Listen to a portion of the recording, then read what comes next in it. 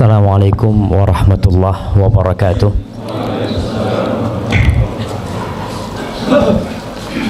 Alhamdulillah alladzi waffaqana li ta'atihi wa arsyadana ila sabili rusydih. Segala puji bagi Allah Jalla Jalaluh yang telah memberikan taufik kepada kita untuk taat kepada Allah, untuk patuh kepada Sang Pencipta. Kita bisa datang ke masjid ini, mendatangi kajian, itu karena kebaikan Allah kepada kita. Kadangkala ada manusia yang merasa sudah berbuat baik kepada Allah. Ya, siap, kayaknya dimiringin gitu. Ini buat gimana? Suara dalam mungkin. Yang ini suara dalam, Masya Allah. Iya. Dua ya. Sampai mana kita jamaah? Terkadang ada manusia di antara kita nih yang merasa udah berbuat baik, padahal kebaikan yang dia lakukan tuh bisa dia lakukan karena Allah Jalla Jalaluh.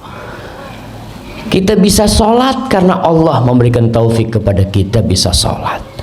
Kita bisa datang ke rumah Allah ini karena Allah memberikan petunjuk kepada kita. Ini hari Sabtu, mungkin sebagian sibuk kerja, tapi kita milih datang ke tempat ini. Itu karena kebaikan Allah kepada kita.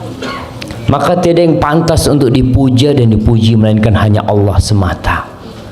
Bahkan tidak sah sholat seorang hamba tanpa mengatakan Alhamdulillahi Rabbil Alamin. Allahumma salli wa sallim wa zid wa barik wa an'im ala habibikal mustafa wa nabiyikal mujtaba nabiyina wa sayyidina Muhammad. Ya Allah, semoga salawatmu, semoga salam berkah dan nikmatmu senantiasa kau curahkan untuk hamba kekasihmu, untuk baginda Nabi kita Muhammad sallallahu alaihi wasallam, yang pada dasarnya beliau tidak butuh dengan salawat kita. Allah sudah bersalawat kepada beliau. Malaikat-malaikat Allah udah bersalawat kepada beliau.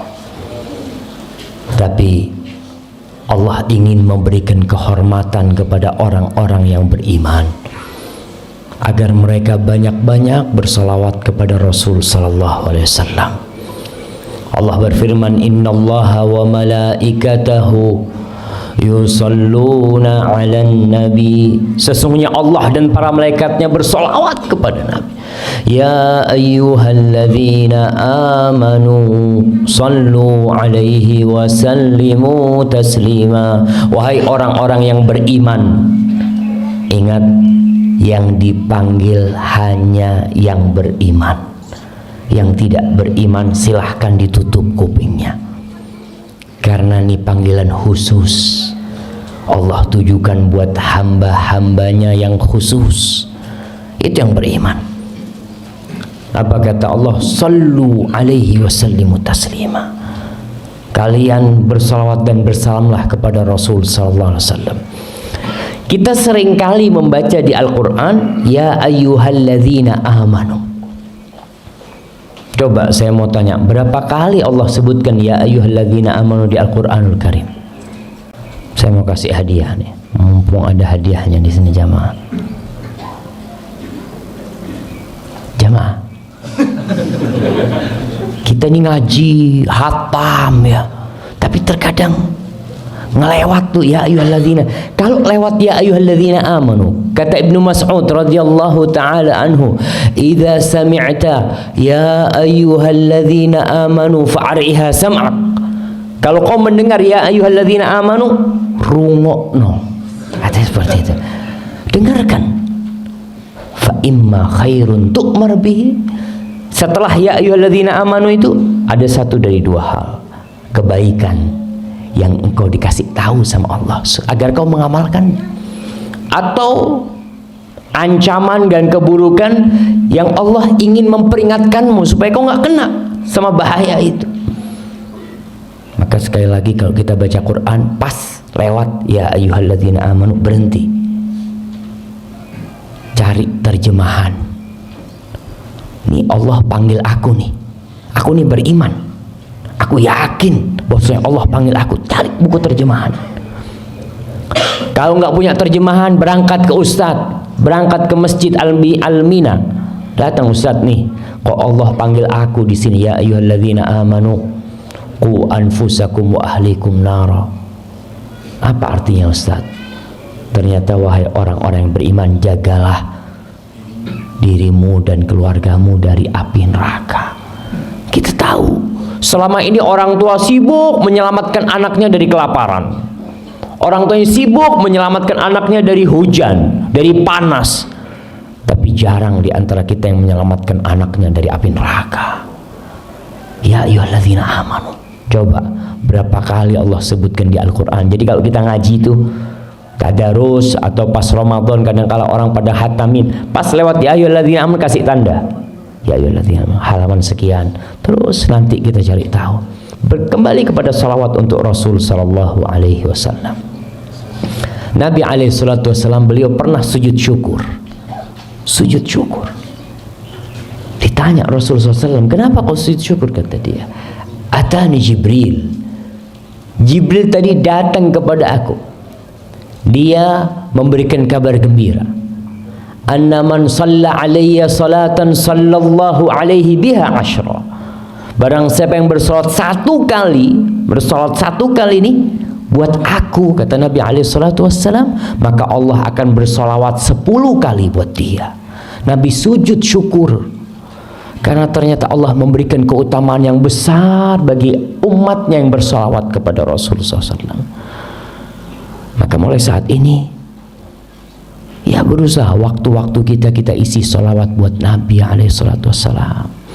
Masuk rumah, keluar rumah, ibu-ibu sambil nyapu rumahnya, Allahumma sholli wa sallim ala Muhammad, ya terus sambil goreng isi dengan salawat. Ada seorang wanita di Jogja, wanita tua, dia itu kalau sore berangkat ke musola dekat rumahnya. Di musola, depan musola itu ada pohon mangga atau pohon apa, daunnya banyak yang jatuh. Tiap sore dia itu dipilih daunnya itu, dikumpulin pakai tongkat, ada pakunya tuh, kumpulin.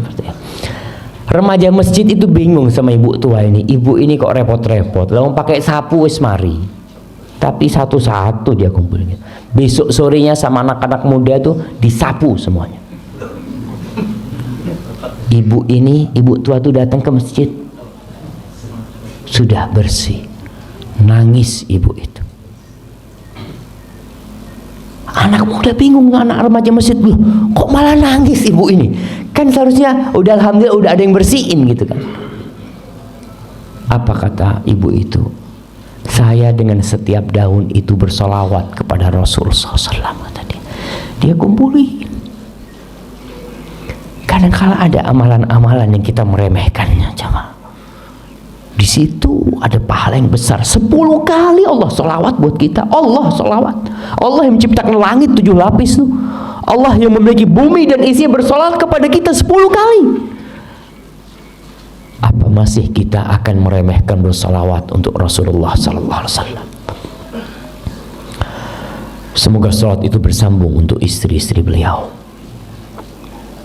kemudian untuk putra-putri beliau, dan untuk cucu-cucu beliau, dan untuk seluruh sahabat Nabi yang terutama, untuk Abu Bakar As-Siddiq, untuk Umar bin Khattab, untuk Uthman bin Affan, dan untuk Ali bin Abi Talib radhiyallahu ta'ala an ashabin Nabi ajma'in. Ma'asyar muslimin wal muslimat rahimakumullah. Ada seorang penulis dari Mesir. Dia menulis di buku dia ketika umur dia 40 tahun. Ingat, kalau kita bicara 40 tahun ini 40 tahun Hijriyah. Hari ini tanggal berapa? Tanggal 21. Tanggal 21 Zulqa'dah. Zulqa'dah itu katanya orang Jawa bulan kecepit. Hah? Apit ya, bulan Apit ya. Kalau di Jember itu bulan kecepit kata dia. Biasanya penghasilan kata mereka berkurang kata dia. Dagangan ya kalau hasilnya biasanya banyak. Betul, itu terjadi karena memang Dzulqa'dah ini di antara dua hari raya, di antara Syawal dan Dzulhijjah. Jadi orang ngumpulin duit buat Dzulhijjah. Sudah dia nggak banyak belanja, dia persiapan buat kurban dia seperti itu. Dzulqa'dah. Jadi kita bicara 40 tahun tuh 40 tahun Hijriah. Saya mau tanya nih, ada orang yang umurnya 50 tahun Hijriah. Saya mau kasih hadiah. Yang sudah 50 tahun. Berarti kita harus tahu tanggal lahir secara Hijriah. Jangan meremehkan bulan Hijriah jemaah. Bulan Hijriah ini alhamdulillah di sini ditaruh di atas, biasanya ditaruh di bawah tuh. Tuh bulannya kita umat Islam. Umat Islam semua peradaban, semua umat itu punya kalender. Semuanya. Dan itu bebas karena semua umat umpamanya orang-orang Romawi, orang-orang Masehi punya penanggalan yang dibawa Masehi. Masehi itu artinya Kristus. Karena memang terhitung dengan lahirnya Nabi Isa alaihi salam yang diklaim oleh mereka sebagai anak Tuhan. Itu permulanya dengan tanggalan Masehi. Orang Cina punya kalender sendiri. Apa kalendernya orang Cina? Hari rayanya orang Cina apa namanya?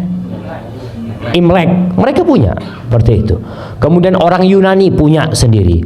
Orang Jawa punya. Kalau orang Jawa biasanya ada Pahing, Wage, apa, Pon, Kliwon, itu penanggalan Jawa. Islam punya penanggalan sendiri. Dan kita orang Islam pun harus bangga dengan penanggalannya. Maka kembali saya tanya, siapa yang hafal tanggal lahirnya Hijriah? Insyaallah. Tanggal berapa lahir? Masya Allah. 1399. Kapan mulai tahu itu, Mas? Mulai tahu saya kuliah 98. Masya Allah. Barakallahu fikum. Kasih ke beliau. Hadi. Iya, mana di sini yang tahu tadi? Nah. 1394. Masya Allah. Mulai kapan tahu tanggal lahirnya? 2 tahun yang lalu. Baru 2 tahun yang lalu. Nah, ya kebanyakan kita kan ketika lahiran aktenya itu Masehi.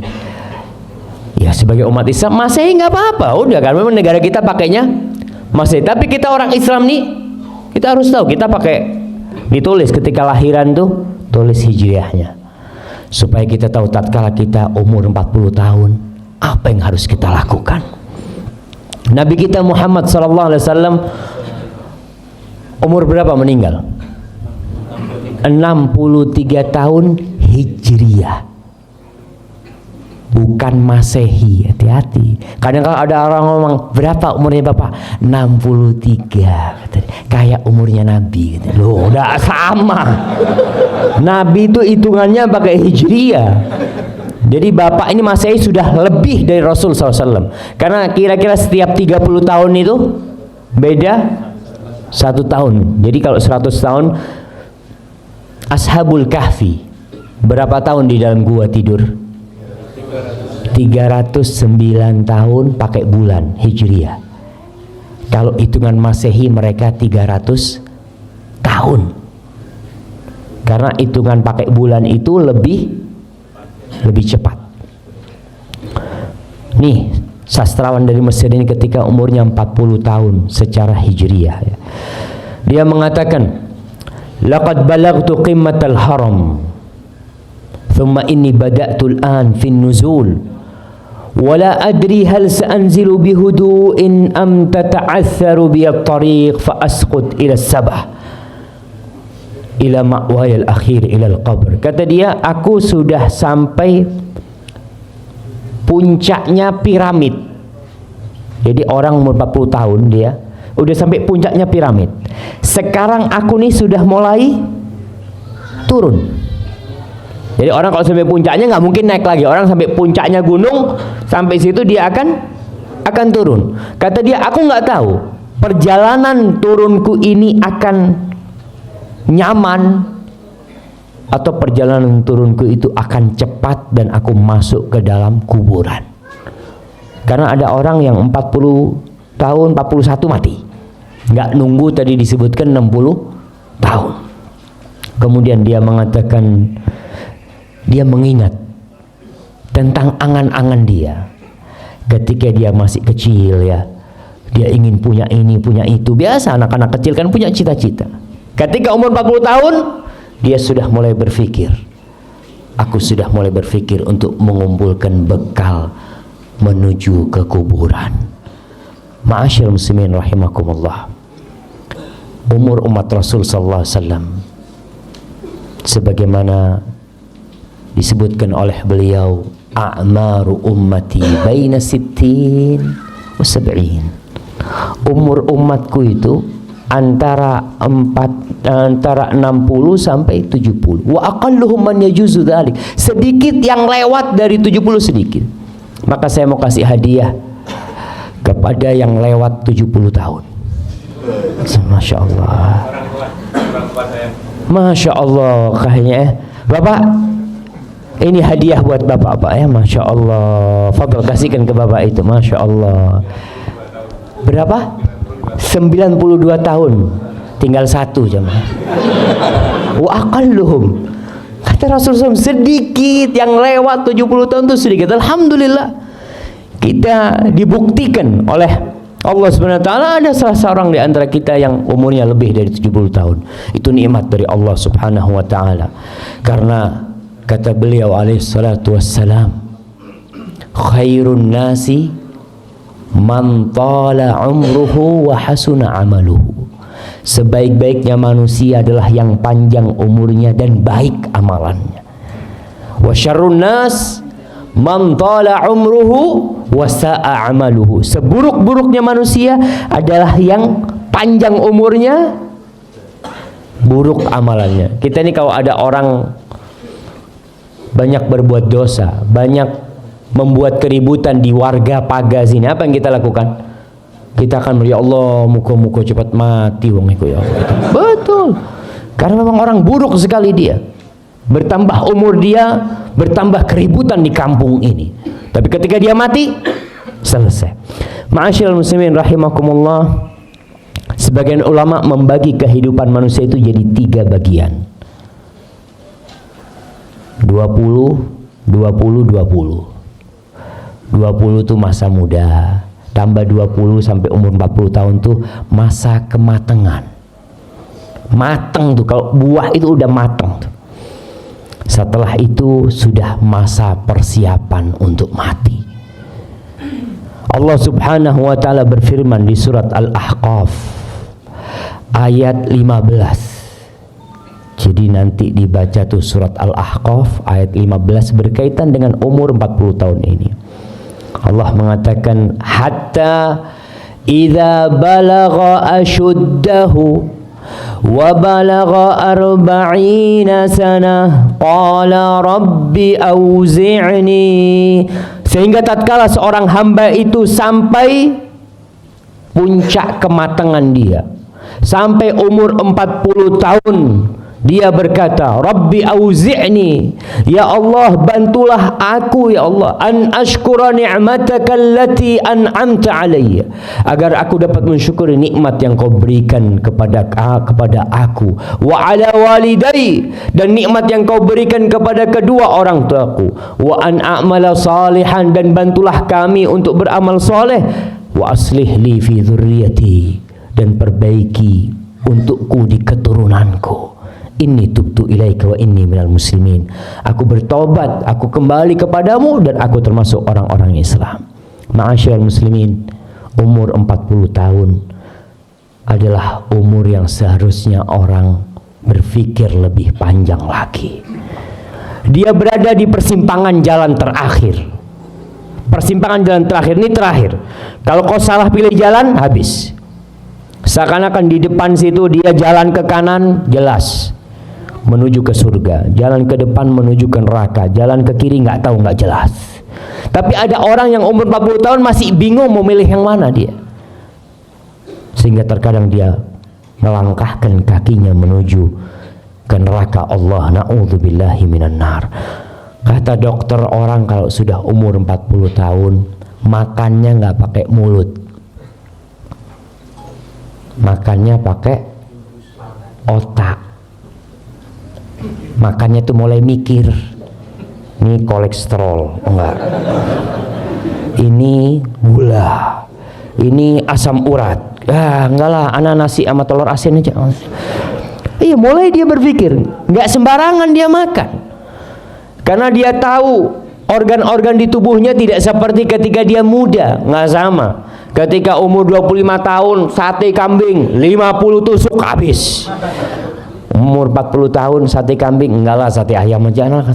Udah mulai dia berpikir. Nah, harus dia berpikir, karena demi kebaikan dia sendiri. Itu nggak haram, enggak, tapi dia ingin yang lebih baik buat dirinya. Kemudian dalam urusan agama dia harus bersiap-siap. Sudah lewat tuh 40 tahun Allah kasih umur kepadaku. Apa yang aku lakukan selama ini? Imam Bukhari di dalam kitab sahihnya membuat bab man balagha sittina sanah faqad a'dzarallahu ilaihi fil umr. Bab berkaitan dengan orang yang umurnya 60 tahun tuh Allah telah memberikan uzur kepada dia, memberikan alasan kalau dia nggak bertobat untuk diazab kelaknya. 40 tahun lewat sampai umur 60 tahun belum tobat-tobat tuh bahaya yang seperti itu. Allah berfirman di surat Fatir ayat 37. Ini Imam Bukhari menyebutkan ayat ini. Wa hum yastarikhuna fiha. Orang-orang yang berada di dalam api neraka itu menjerit, berteriak. Rabbana akhrijna, ya Allah keluarkan kami dari api neraka ini untuk apa? Na'mal salihan ghairal ladzi kunna na'mal. Agar kami bisa beramal soleh tidak seperti amalan yang dulu pernah kami amalkan. Lalu dikatakan kepada orang-orang yang masuk neraka nih, yang diazab di sana, awalam nu'ammirkum ma yatadzakkaru fihi man tadzakkara ja'akumun nadhir. Bukankah kami sudah memberikan umur kepada kalian? Udah ditambah waktunya, udah ditambah kesempatannya, peluangnya. Para jamaah, modal kita dalam hidup ini bukan uang, umur. Kalau masalah uang, orang punya uang 1 triliun, umurnya habis, selesai, uangnya selesai, ditinggal sama dia. Allah katakan, bukankah kami telah memberikan umur kepada kalian? Tapi sayangnya tidak ingat kecuali orang yang memiliki hati dan mengingat Allah SWT. Wa ja'akumun nadhir, dan telah datang kepada kalian peringatan. Apa peringatan itu? Disebutkan oleh Abu Hurairah radhiyallahu taala an, bahwasanya Ibnu Abbas mentafsirkan an-nadhir, peringatan itu adalah asyaib, uban. Antum punya uban? Kalau bercermin ya Allah udah tua saya. Itu peringatan. Kenapa Rasul sallallahu alaihi wasallam melarang menyemir uban dengan warna hitam? Boleh mau dirubah ubannya dengan warna merah, coklat, hijau, kuning ya. Boleh, tapi nggak boleh dengan warna hitam. Supaya kau itu ingat wis tuwek. Orang kalau semir hitam merasa muda gitu. Tapi ketika dia ngelihat putih, dia berasa jamaah. Anak sendiri ketika nyisir jenggot kelihatan, ya Allah udah ada ubannya, subhanallah. Supaya sadar kalau kau itu sudah hampir waktunya. Itu peringatan dari Allah Subhanahu wa taala. Ma'asyiral muslimin rahimakumullah. Hushaim Ibnu Abdul Bar menceritakan, ada salah seorang ulama yang menyemir rambutnya dengan hitam, jenggotnya dengan hitam. Lalu didatengin sama salah seorang. Orang ini tanya, ini alim ulama nih yang nyemir dengan warna hitam. Hushaim bin dikatakan kepada dia, Ustaz, ana mau bertanya tentang tafsir firman Allah. Waja'akumun nadhir, telah datang kepada kalian peringatan. Apa makna peringatan itu? Kata Hushaim, qad qila lahu innahu syayb. Ada riwayat yang mengatakan yang dimaksud dengan peringatan adalah uban. Lalu penanya itu bertanya lagi kepada gurunya ini, bagaimana pendapatmu, wahai guruku, apabila orang didatengin oleh peringatan itu, kemudian dia semir dengan hitam? Maksudnya gurunya.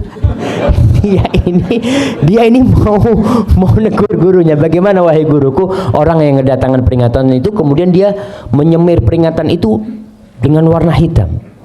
Lalu Hushaim ingat dan meninggalkan semir dengan warna hitam. Kadangkala kita ini nggak kepingin tua aja mah.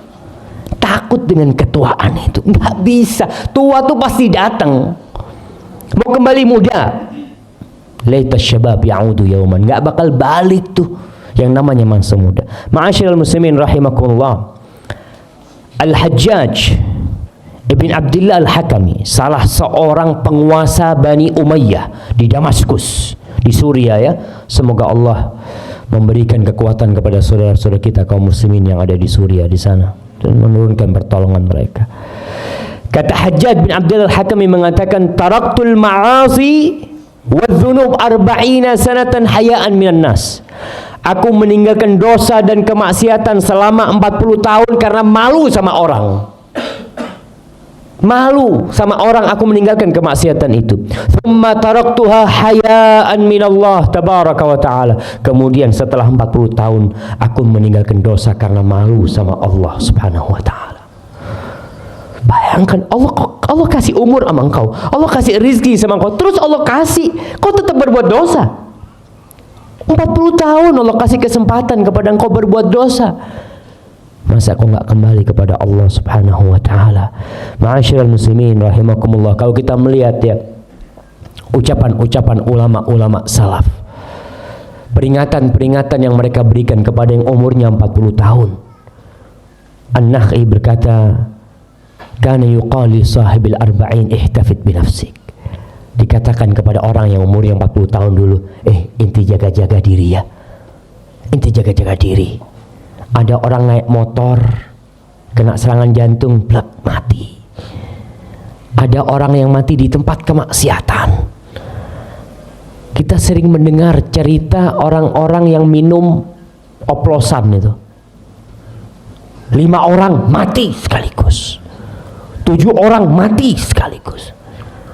Rata-rata ya gitu, orang-orang yang lupa dengan Allah Subhanahu wa taala.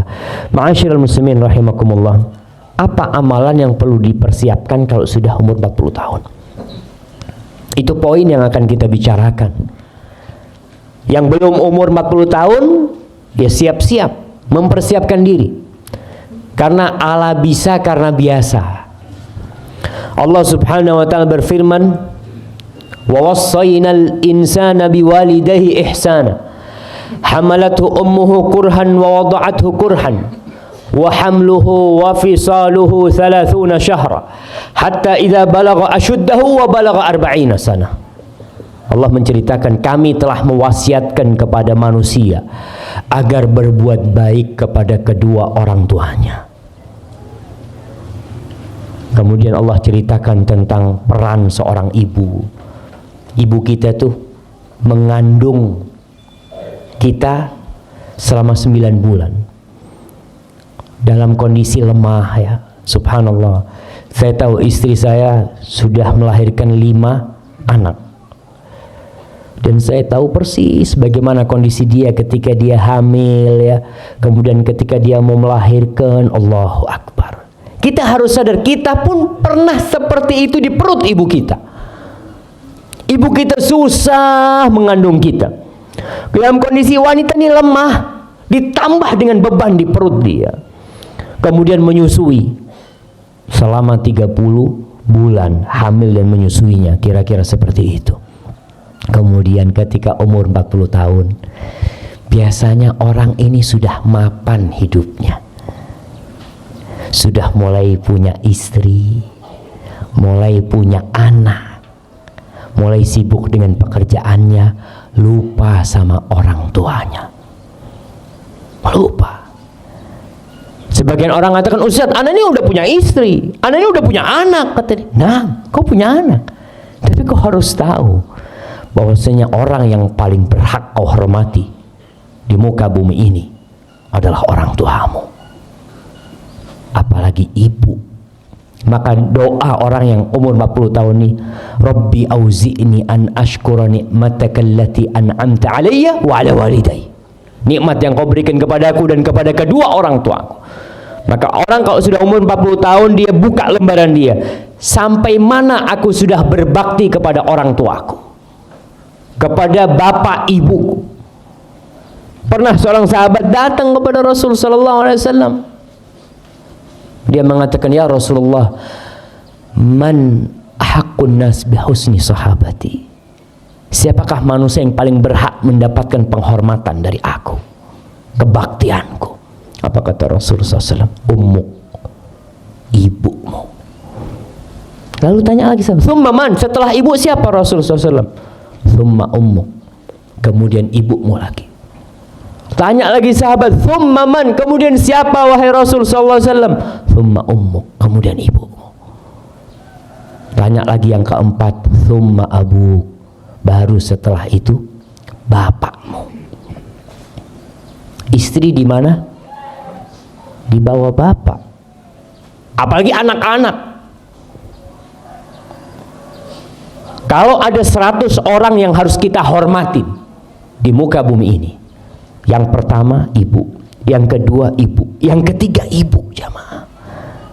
Sekali lagi, orang kalau sudah umur 40 tahun banyak sibuk sama keluarganya, jarang berkunjung ke tempat orang tuanya, telepon jarang, punya rezeki lupa sama orang tuanya, karena berpikir ya saya sudah punya keluarga sendiri. Ingat, walaupun engkau jenderal bintang 4, jenderal bintang 4, punya pasukan 1000, 10.000 pasukan, ketika engkau di hadapan ibumu, pangkatmu hanya anak, nggak lain. Engkau akan dipanggil nak, dan kau akan panggil ibu kepada ibumu. Masyaallah ikhwah rahimakumullah. Maka coba kita lihat, apakah kalau kita punya rezeki kita sudah hadiahkan kepada orang tua kita? Kita beli mobil, kita beli ini, beli itu, beliin istri kita, beliin anak-anak kita, tapi kita lupa tidak membelikan orang tua kita. Anak-anak minta beli sesuatu, kita antar, istri kita antar. Ketika ibu, nah ibu kepingin ini, nah oh ya bu, masih belum ada duit. Masyaallah ikhwah.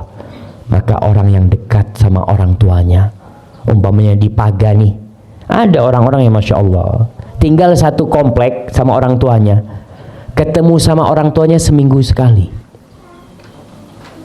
Kata dia, ya Ustaz, anak sibuk Ustaz, anak punya pekerjaan. Nah, ibumu sibuk 9 bulan kok dikandung oleh ibumu dalam kondisi dia harus masak, dia harus ngepel, dia harus nyapu, dia harus mempersiapkan rumah demi engkau. Apakah kau sekarang mengatakan sibuk dengan pekerjaanmu, lupa sama orang tuamu, sama bapakmu? Pernah seorang sahabat nih, udah tua renta, dia datang kepada Rasulullah SAW, mengatakan, ya Rasulullah, ada anak muda yang datang. Anak muda datang kepada Nabi mengatakan, ya Rasulullah, inna abi akhadha mali. Wahai Rasulullah sallallahu alaihi wasallam, bapakku ngambil hartaku. Bapaknya ngambil harta anaknya. Akhirnya kata Rasulullah SAW, panggil bapakmu. Dipanggil bapaknya, udah tua, bapaknya datang. Kita katakan anak kalau sudah umur 40 tahun mulai mapan hidupnya sudah. Datang. Wahai orang tua, nih anakmu melaporkan kau ngambil harta anakmu. Si bapak ngomong, ya Rasulullah, apa nggak boleh aku ngambil harta dia? Apa nggak boleh aku ngambil harta dia ya Rasul? Aku yang membesarkan dia, aku yang nggak tidur malam demi dia, aku yang merawat dia, yang ngasih makan dia. Apa nggak boleh ya Rasulullah? Ketika dia sudah besar, ketika dia sudah memiliki harta, nggak boleh bagi aku ngambil harta dia. Tanyakan kepada dia, untuk siapa aku berikan harta dia? Subhanallah. Rasul sallallahu alaihi wasallam mengatakan kepada orang ini, anta wa maluka li abik. Kau, tubuhmu semua ini Dan semua hartamu milik bapakmu, milik orang tuamu, jemaah. Jadi kita terhadap orang tua kita itu, jemaah, subhanallah. Mau minta apa orang tua kita, kasihkan kalau kita milik. Butuh mobil, fadl Pak. Bapak kalau butuh mobil, butuh motor, fadl Pak. Kadang kita berpikir, Ustaz, ini kan buat masa depan anak-anak, subhanallah. Anak-anak tuh belum berbuat baik sama kita sama sekali. Tapi orang tua kita yang berbuat baik kepada kita sampai kita jadi orang nih, kita lupa sama dia. Maka yang punya orang tua jauh, kunjungin orang tuanya, datang kepada mereka. Kita nggak akan bisa membalas kebaikan orang tua kita. Ada seorang tabi'in yang menggendong ibunya dari Yaman. Sebagian mengatakan menggendong ibunya dari Khurasan untuk haji. Ketika tawaf dia mengatakan, inni ana lahal ba'irul mudhallalu. Aku nih, buat ibuku nih adalah kendaraan yang tunduk. Yang selalu dia datang kepada Ibnu Umar radhiyallahu taala anhu, wahai Ibnu Umar, kira-kira aku sudah balas enggak kebaikan ibuku? Apa dikatakan kepada dia? Wala zafratun min zafaratiha. Desahan ketika dia sakit hendak mengeluarkanmu dari perutnya, itu satu belum kau balas. Satu. Apalagi yang lainnya. Ada lagi yang datang kepada Umar bin Khattab mengatakan bahwasanya dia merawat ibunya, memandikan ibunya, mengantarkan ibunya ke toilet, ya selalu dia yang ngerjakan semuanya. Kira-kira sudah nggak aku balas kebaikan ibuku yang ibuku dulu melakukan itu kepadaku? Dikatakan kepada dia, lah, nggak sama yang kau lakukan sekarang dengan yang ibumu lakukan untuk. Nggak sama. Ibumu melakukan ini kepadamu ketika kau kecil dengan harapan engkau bisa hidup, dan engkau melakukan itu sekarang kepada ibumu dengan harapan ibumu cepat mati. Banyak orang yang merawat ibunya ketika tua renta, yang ada dalam hatinya, bagaimana ibuku cepat mati. Tapi tatkala ibu kita merawat dan membesarkan kita, yang dia harapkan kalau bisa nyawa dia berikan kepada kita, jemaah. Maka yang sudah umur 40 tahun, lihat masa-masa dia dulu, apakah dia sudah berbakti sama orang tuanya. Maka doa nih, orang yang umur 40 tahun itu baca doa, Rabbi auzi'ni an ashkura ni'mataka allati an'amta alayya wa ala walidayya. Ya Allah, aku bisa kayak gini karena engkau, ya Allah. Aku bisa memiliki rumah, bisa kerja ini karena engkau, ya Allah. Dan beri aku, ya Allah, kekuatan untuk bisa berbakti sama orang tua aku. Minta sama Allah Subhanahu wa taala. Ma'asyiral muslimin rahimakumullah. Kemudian yang kita minta kepada Allah, wa an a'mala salihan tallah. Bantu aku ya Allah untuk bisa beramal soleh. Yang mungkin dulu sholatnya jarang-jarang, yang mungkin dulu sholatnya di rumah, ya, yang laki-laki sekarang umur 40 tahun masjid. Kita dipanggil nih, hayya 'alas shalah, hayya 'alal falah, tetap di rumah nonton TV, ya. Kemudian ngobrol, ngopi, mungkin dipanggil sama Allah SWT, hayya 'alas shalah nih.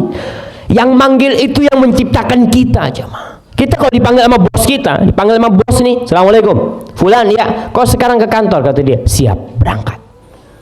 Padahal kita berangkat dengan kaki pemberian Allah Subhanahu wa taala. Kita memegang HP itu dengan tangan pemberian Allah Subhanahu wa taala. Kita memandang dengan mata pemberian Allah Subhanahu wa taala. Kenapa tatkala yang memberikan semuanya kepada kita, minta kita ke rumahnya, ini rumah Allah Subhanahu wa taala, kita malas datang ke situ. Berat. Allah Akbar. Apa sih yang dicari? Kau dipanggil sama bosmu cuma digaji 3 juta, 5 juta, kau begitu bangganya. Kau bisa tahu bahwa harga tanganmu ini miliaran. Harga matamu itu miliaran. Jantung yang berdetak pun miliaran. Kita lebih taat kepada makhluk daripada kepada pencipta kita. Maka sekali lagi, yang umur 40 tahun, ya, khususnya, bukan berarti yang sebelum itu enggak, yang umur 40 tahun lebih dia tanya, saya nih selama setahun ini berapa kali sholat di masjid? Mungkin cuma Jumatan saja. Mulai sekarang tidak. Ibu-ibu ketika azan dikumandangkan berhenti dari semua pekerjaannya. Ini bisa ditunda. Banyak di antara ibu-ibu kalau ada kerjaan rumah itu nunggu kerjaannya selesai. Kata dia nyapu ya gitu ya. Azan, oh ya tak mari no sih. Habis nyapu lihat, oh ada piring-piring kotor, oh iya tak cuci piring sih. Terus habis cuci piring anaknya datang pulang, oh ngasih makan dia. Sholat zuhur baru jam 2 kadang-kala, karena sibuk dengan pekerjaan. Jangan sudah, nih Allah nih hayya ala sholah. Di antara amal soleh yang paling mulia apa? As-sholatu ala waktu, sholat tepat waktu. Banyak bapak-bapak yang qanaah kalau urusan akhirat. Qanaah. Kalau urusan dunia kita, kalau ada gaji 1 juta, umpamanya nih, bapak kerja di rumah bapak, gajinya 1 juta. Tapi bapak kerja di pinggir jalan sana, buka toko, gajinya 27 juta. Milih mana? Berangkang dia milih pinggir jalan. Nggak apa-apa pinggir jalan, 27 juta Ustaz. Tapi kenapa kalau sholat di rumah dapat berapa pahalanya? 1. Di masjid berapa? 27. Kita milih, ya nggak apa-apa lah Ustaz, saya milih yang 1 aja Ustaz. Subhanallah aja. Ma indakum yanfad wa ma indallahi baq. Yang ada di diri kalian tuh akan sirna dan habis semua. Apapun yang kalian miliki, tapi yang di sisi Allah itu yang akan kekal dan abadi. Ma'asyiral muslimin rahimakumullah. Sedekah, kita lihat tadi ada kotak amal lewat. Iya, lihat tuh, ketika kotak amal lewat, kita bawa duit 1 juta ratusan sama 2.000. 1 juta ratusan sama 2.000 perak tuh. Yang mana yang ditaruh jamaah? Yang 2.000.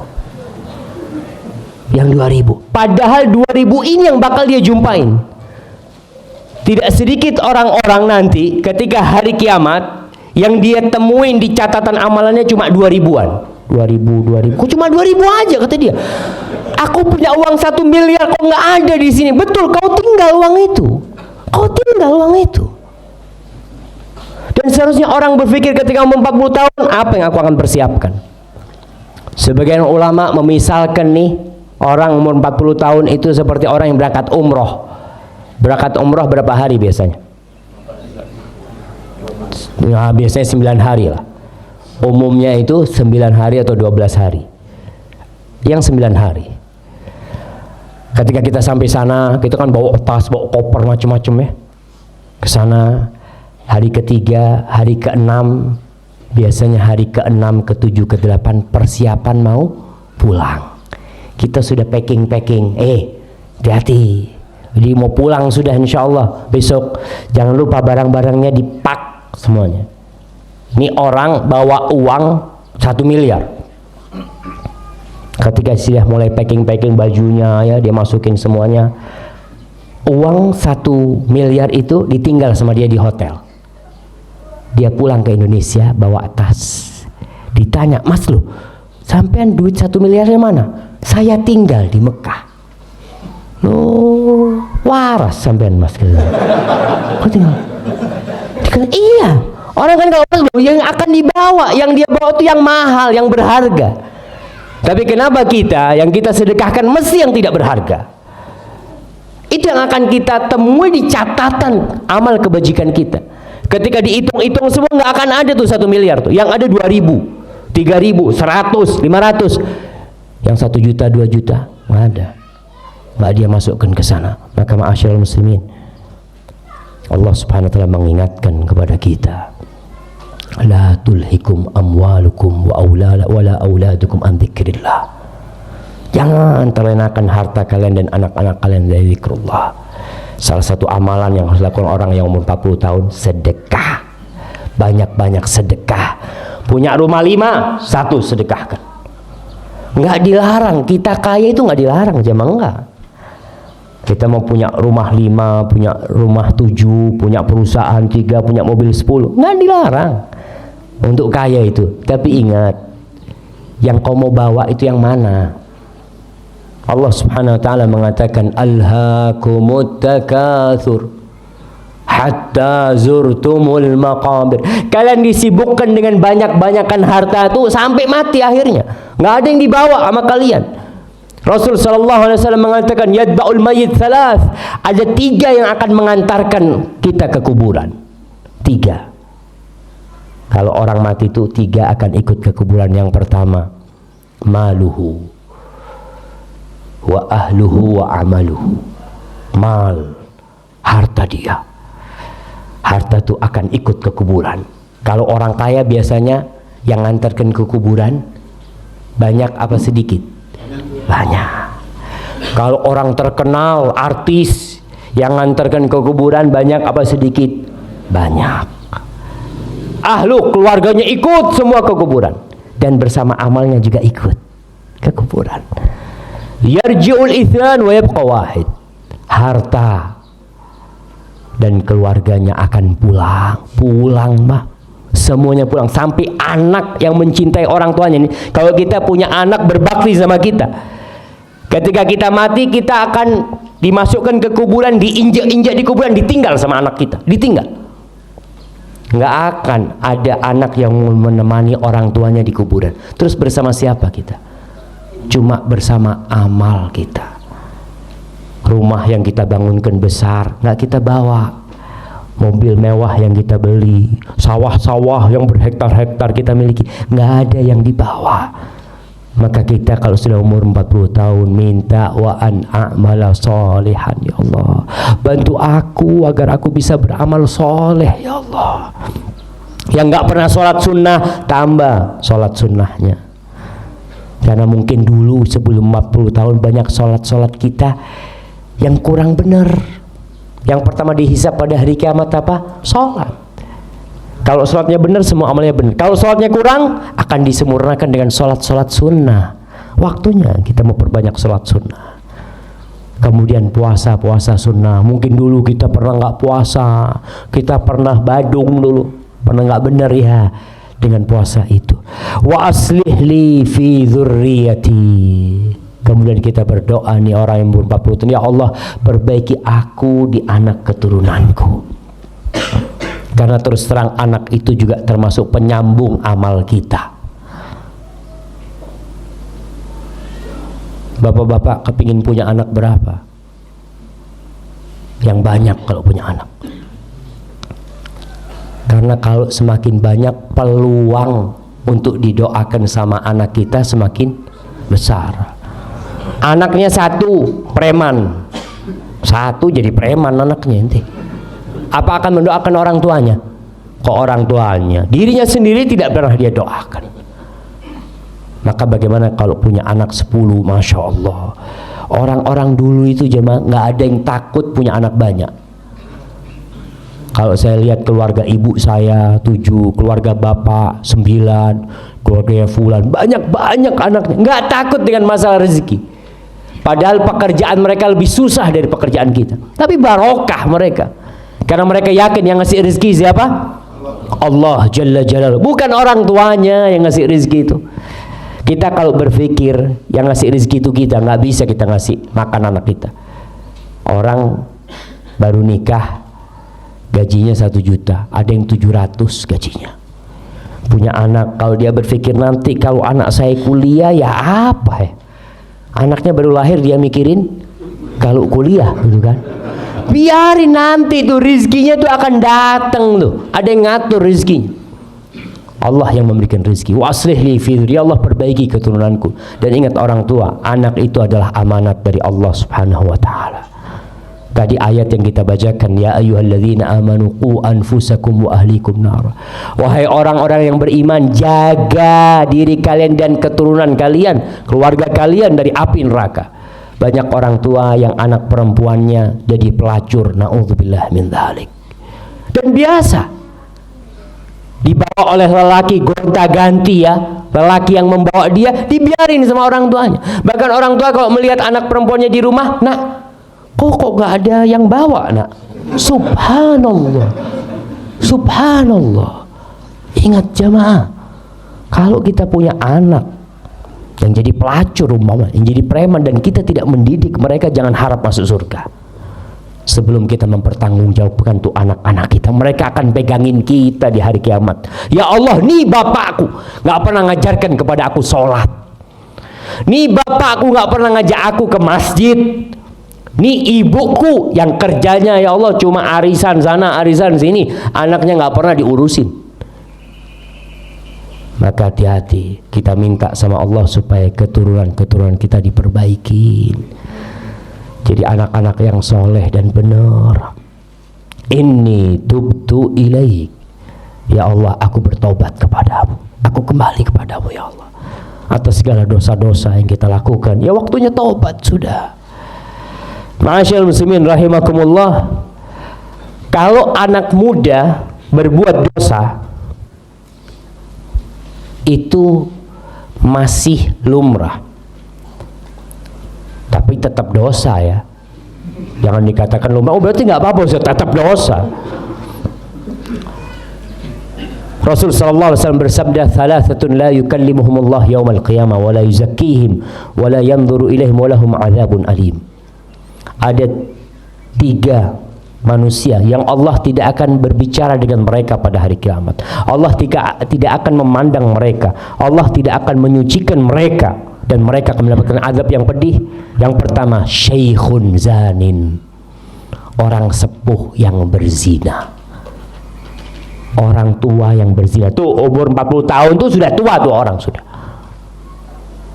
tua, udah sakit-sakitan masih berzina. Yang seharusnya dia ke rumah Allah bertobat, masih melakukan dosa. Syekhun zanin. Tapi biasanya godaannya memang semakin berat. Orang itu kalau sudah umur 40 tahun, kita katakan tadi sudah mapan, hartanya sudah mulai banyak, udah punya villa, udah punya ini, punya itu. Godaan wanita semakin kuat sama dia. Tapi syahwatnya itu sudah semakin menurun seharusnya. Tidak seperti anak muda. Tapi ternyata dia berzina, maka Allah tidak akan melihat kepada dia pada hari kiamat. Wa malikul kadzab, raja, penguasa yang suka berdusta, yang menjanji-janjikan kepada rakyatnya tapi tidak pernah dia tepatin. Syekhun kadzab, Allah tidak akan melihat kepada mereka. Wa ailun mustakbir, orang miskin yang sombong. Wis miskin, sombong. Kalau orang kaya sombong, dosa. Orang miskin sombong, lebih dosa lagi. Tetap kita katakan orang sombong, orang kaya sombong, ya nggak apa-apa, dosa, tetap dosa para jamaah. Ma'asyiral muslimin rahimakumullah, kita terkadang dilupakan dengan dosa-dosa yang pernah kita lakukan karena sibuk cari dunia. Pagi berangkat kerja, jam 7 pulang jam 4, terus rutinitas seperti itu aja. Dia lupa kalau dulu saya pernah berzina, ya Allah, dulu saya pernah berbuat ini, pernah berbuat ini. Tobat sama Allah SWT. Karena ada orang yang berpikiran kalau dia itu berzina sebelum menikah terus kawin, dosa zinanya gugur. Tidak. Karena orang berpikir ada sekarang nih anak-anak yang menikah karena sudah tabrakan, karena sudah kecelakaan akhirnya dinikahkan dan tidak bertobat kepada Allah SWT. Rumah tangganya kacau, ribut terus gara-gara dia lupa nih dosa dia. Dia harus kembali kepada Allah Subhanahu wa taala, bukan dengan dapat buku hijau selesai, tidak. Dia harus kembali kepada Allah Subhanahu wa taala dan Allah akan menerima tobat yang orang-orang yang bertobat. Maka kita harus ingat lagi. Ma'asyiral muslimin rahimakumullah, yang terakhir di doa ini, seorang yang sudah umur 40 tahun mengatakan, wa inni minal muslimin, aku termasuk orang-orang Islam, orang-orang yang berserah diri kepada Allah Subhanahu wa taala. Karena memang pesan Allah, wala tamutunna illa wa antum muslimun, jangan mati kau kecuali dalam kondisi muslim. Ma'asyiral ikhwah rahimakumullah. Kita lihat orang-orang yang umurnya 40 tahun bangun villa. Kalau di daerah Purworejo di mana villanya biasanya jemaah? Hah? Nggak ada. Oke lah, orang-orang Jakarta umur 40 tahun, 50 tahun sukses bangun villa. Bangun villa di Bandung, bangun villa di Bogor. Udah bangun villa, selesai nih villanya, 2 hari mati. Dia belum pernah menempatin villa itu. Kena serangan jantung, kena apa. Seorang syekh cerita, ada seorang laki yang kaya raya, dia membangun rumah apartemen, disebutkan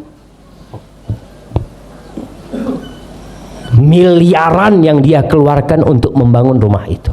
Setelah selesai kena serangan jantung. Dikunjungin sama sohibnya ketika sudah mau mati nih, kata dia. Maka dikatakan, gimana menurut ente nih istri ana nih? Kalau ana mati, kawin lagi dia.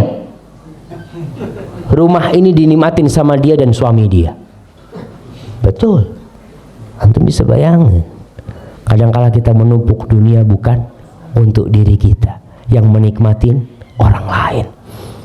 Disebutkan ada seorang juga yang membangun villanya. Villanya itu dikasih marmernya dari batu yang dari Brazil itu apa namanya? Onik. Sekarang kan musim batu akik nih ya. Antum kadang-kala orang punya koleksi akik, 100 akik di lemarinya. Ada yang dia bawa mati. Satu pun nggak ada yang dia bawa. Bahkan akan dilepas sama anaknya. Kalau bapaknya mati pakai akik, akan dibiarin sama anaknya. Oh, coba eman-eman, Pak. Bapak mati wis kono wis. Ibunya ketika mati dengan kalung emasnya dan gelang-gelang emasnya, cincin emasnya, apa anaknya tega membiarkan emas? Bukan tega sama ibunya ya. Tega sama emasnya itu dibawa mati ibunya. Nggak akan tega dia. Ya salah siapa? Ibu tidak mensedekahkan. Kalau ibu sedekahkan, ibu akan bawa ke kuburan. Tapi sekarang itu hak kita. Iya, hak ahli waris. Dilepas. Nih, yang Syekh cerita ada seorang membangun villa. Kemudian lantainya itu pakai batu onik. Dikatakan sampai 2,5 tahun dia menghiasi villanya itu. Kurang beberapa hari, udah selesai nih, dia mau datang ke villa itu, mati jamaah. Dan itu realita yang tidak bisa dipungkirin. Apa kita tetap akan menjadi budak-budak dunia? Kunu min abna'il akhirah. Jadilah kalian dari anak-anak akhirat. Karena dunia ini akan hancur lebur. Yang kita bawa tuh hanya yang kita sedekahkan dan amal soleh kita. Rasul sallallahu alaihi wasallam pernah bertanya kepada para sahabatnya, ayyukum malu warithihi ahabbu ilaihi min mali. Siapa di antara kalian yang harta ahli warisnya lebih dia cintai daripada harta dia? Kata para sahabat, nggak ada Rasul. Semua pasti lebih cinta dengan harta dia sendiri. Masa cinta dengan hartanya orang lain? Dengan harta ahli warisnya. Kata Rasul sallallahu alaihi wasallam, maluk, hartamu itu ma akaltahu fa afdait, yang kau makan kemudian habis jadi kotoran. Wa ma labistahu fa ablat, yang kau pakai kemudian jadi usang. Wa ma anfaqta fa abqait, dan yang kau sedekahkan kemudian kau simpan. Selain itu adalah hartanya ahli waris. Rumah walaupun sertifikat atas nama kita, perusahaan milik kita, semua sandal yang kita pakai, semua yang milik kita itu akan kita tinggal kecuali yang kita sedekahkan. Ma'asyiral ikhwah rahimakumullah. Sekali lagi, banyak-banyaklah berdoa. Dibaca nih surat Al-Ahqaf ayat 15, dihafalin. Sering-sering kita baca, Rabbi auzi'ni an ashkura ni'mataka allati an'amta alayya wa ala walidayya wa an a'mala salihan tardaha wa aslih li fi dhurriyyati inni tubtu ilaika wa inni minal muslimin. Anaknya diajarin, nak sini nak, doakan bapak nak ya. Bapak ini sudah tua, ajarkan kepada anak kita, nak mintakan ampun buat bapak, nah ya, ajarin sama anak kita, karena kita ingin anak-anak kita diperbaikin. Banyak orang tua yang lebih berat anaknya tidak sekolah daripada anaknya tidak sholat. Coba Oh, azan dikumandangkan, anaknya nggak dibangunin. Kenapa? Masih kecil, kata dia. Ya Ustaz, masih kecil Ustaz, kan belum wajib sholat. Tapi ketika jam 7 diobrak-abrik anaknya suruh sekolah. Apa sekolah wajib? Lebih wajib mana antara sekolah dengan sholat? Sholat jamaah. Maka tolong perhatikan yang seperti itu. Hadza wallahu a'lam bishawab. Itu yang bisa kita kaji pada kesempatan kali ini. Dan pada penghujung acara ini saya sampaikan nasihat dari Abu Darda radhiyallahu taala anhu. Istrinya Ummu Darda pernah meminta sesuatu kepada Abu Darda. Ya, namanya perempuan, kadang-kala dia minta yang neko-neko. Banyak istri itu mintanya yang macam-macam gitu kan. Akhirnya Abu Darda mengatakan kepada istrinya, tasabbari, fa inna amamana aqabatan ka'udan la yujawizuha illa akhafun nasi himlan. Kata Abu Darda, wahai istriku, sabar kau. Kalau mungkin keinginanmu, kebutuhanmu tidak bisa aku berikan, sabar kau. Di depan kita ini ada jalan yang susah, yang terjal, yang nggak ada orang bisa melewatin jalan itu kecuali yang bawaannya sedikit. Orang-orang yang bawaannya sedikit insya Allah bisa melewatin seperti itu. Maka dunia ini hanya jembatan untuk menuju kampung akhirat. Tinggalkan semuanya, kita ketemu nanti di akhirat. Kargukan barang-barang besar ini, nanti berjumpa kelak di padang mahsyar sana, berjumpa kelak di timbangan kita, berjumpa kelak di sirat, sampai kelak berjumpa dengan kita di dalam surga Allah Subhanahu wa taala. Hadza wallahu a'lam bishawab. Wa sallallahu ala nabiyyina Muhammad wa ala alihi wa sahbihi wasallam. Barakallahu fikum.